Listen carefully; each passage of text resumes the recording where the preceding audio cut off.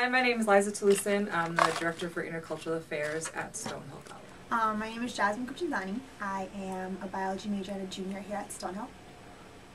I'm Jacqueline Guzman, and I'm the Assistant Director for Intercultural Affairs.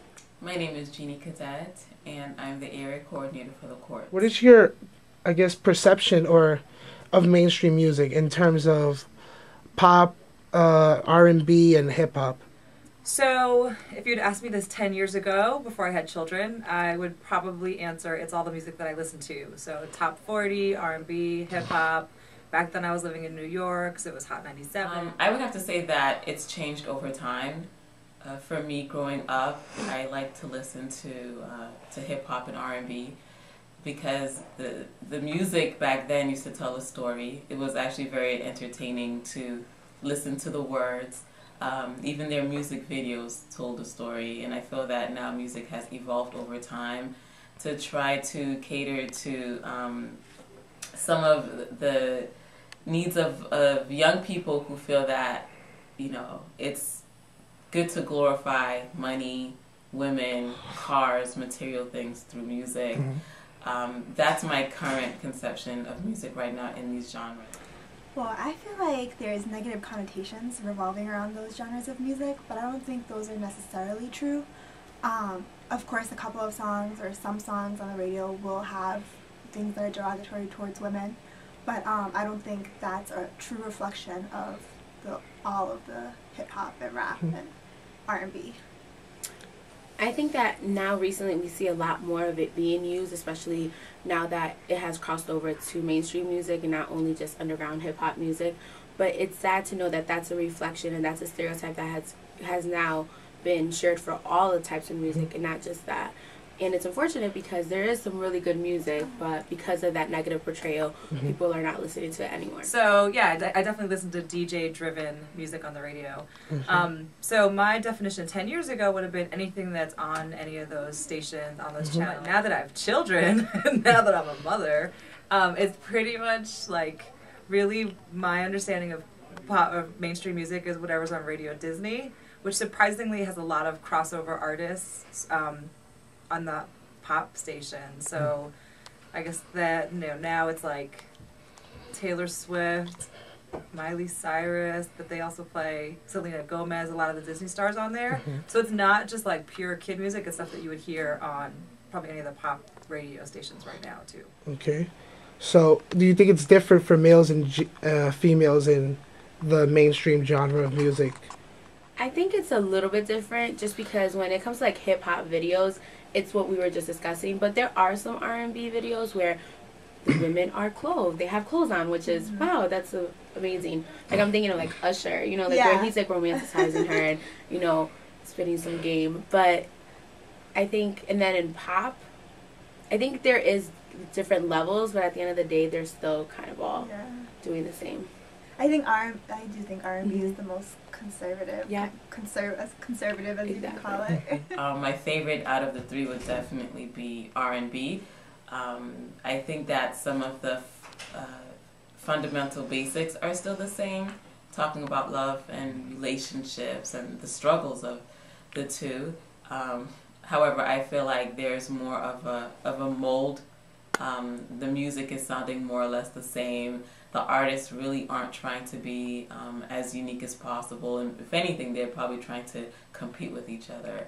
But I think that they're really trying their best to try to maintain the image that was portrayed years ago within art. Right, you have Rihanna, you know, a strong, empowered black woman who's been through quite a lot publicly, and she does an S&M video, and I don't think there's a lot of slack about it. Like, I think people see it as, I mean, I'm sure the messages are mixed, but, you know, I see it as something like, okay, a woman's sending out an empowered message about herself. And then, man, like, when I keep seeing Lil Wayne and, like, the way that he objectifies women, I mean, it's so difficult to still see that message is accepted. Other image, I say, in male hip-hop and rap videos, you know, in the past, like, decade and a half, I would say that most hip-hop videos have some women basically what I would say is kind of prancing around almost nude, Usually they get a whole bunch of video vixens together, usually like dancers from the strip club or other exotic dancers, and get them in these videos. The more women they have dancing around and looking good, the better their video will be, the more memorable their videos will be. You incorporate that with, you know, throw a few bills around and some expensive cars. That's what's considered a good rap or hip hop video these days. I do think it's different because both will use sex to sell their music, but when males use sex to sell their music, it's like, oh, look at him, kind of like he gets credit for doing that, whereas if females do it, that she's looked down upon, like, oh, she's just selling herself or selling her body. But I think it's equally as prominent in both males and females. It's just different, perceived differently. And I think it seems to be more overt when it's with women, in the sense that it's not only about looking at the female's body and at her beauty, but more looking at her as a sexual object, as opposed to when you see women in their videos, they're more just praising like the male and his body. So I think it's a little bit more overt, more sexual, more sexualized when it's in men's videos. Now, do you think that there's a difference between the talent and the way that they portray themselves in music videos? They all kind of do to an extent.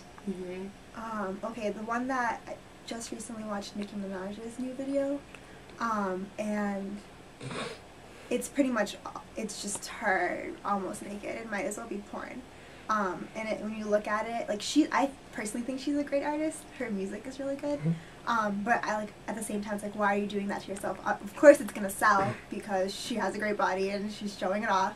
But then obviously people are gonna look down upon it and then stereotype all of her music to be a portrayal of just, her showing herself off as like a sex symbol. However, I think just based on the lyrics, the way that they market their albums, their songs, the way they market the artists, I feel like there's not much of a difference. I think that, whoever stands out the most, whoever has a more controversial message, whether it's through their image or through their lyrics, will probably get more attention. And I think that the producers are well aware of that. So they're all trying to go for that. No, I mean, I'll hit it more from a generational perspective. So I think there are as many women in my age group, 35, who rock or listen to Lauryn Hill, Jill Scott, India Arie, some of the, Jennifer Lopez. There's a lot of people kind of coming back. Like, folks would say Britney Spears is coming back and Jennifer Lopez is coming back. So, I mean, when I think of those women, I think, especially the first three, so India Arie, Jill Scott, Lauryn Hill, I think their market is in strong women messages. So I would never say that they use sex as a method of selling. I think they write a lot about love, and they write a lot about relationships, and they write less about being up in the club, sex, and stuff, which I think is where some of the other artists are going towards, right? So like Britney Spears back in the day was pretty innocent. I mean, if you think about back to like Baby One More Time, to the song that she plays right now that I would never let my kids listen to, I think she's, her music is maturing as she grows up too. So, I think at this point, I don't know, it's like chicken and the egg, right? Like, I don't know if women, particularly women, are using more sexual lyrics and marketing to sell their music, or if that's just who they're marketing to and the behaviors that those young people engage in. But I'm pretty sure that there are some women who are really trying to maybe break away from that standard image and trying to make women, make them more independent, talk about other things that, especially in regards to like, hip hop and R&B and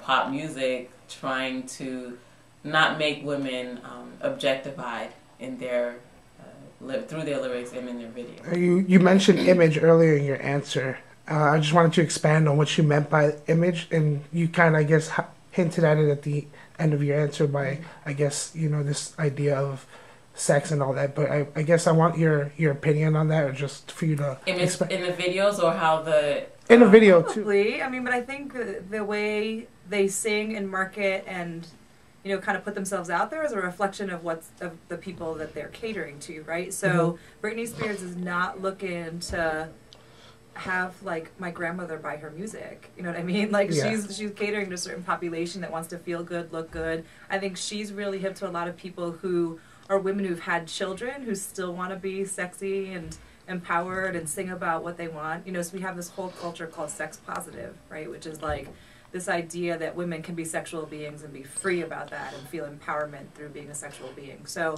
I think she really hits that, you know, that market, which is like going out, being in the clubs, like being empowered, dressing sexy, being sexy, you know, being free. So I think now that a lot of people are really competing to be known and for people to purchase their music. So yeah, image does play a huge role. I think that women especially, they have to stand out. I think that if you have a female solo artist like someone like Beyonce, she has to market herself in a certain way so that she can continue to stay on top. And what I think that image is being a sex kitten, it's being sexy, it's being someone that both male and female consumers will go for. Yeah, like it's not as looked down upon when it is pop and more artists that are not people of color. Yeah. And I think that that's a trend that I've started to see slowly. Because when I think of pop, I think of back in the day, like Backstreet Boys and NSYNC. Like, you know, that was like the first pop groups, you know? But now it's, like you said, Katy Perry and Kesha. And it's crazy because they're slowly adapting the same norms as well. Which I don't think that it's only applicable to hip-hop. It's just that hip-hop and R&B, like, they did it. It was socially acceptable, like accepted from, you know, within the culture. But now they're adopting it too, because at the end of the day, what the message everyone's getting is that sex sells. You want to make money? That's what you have to do.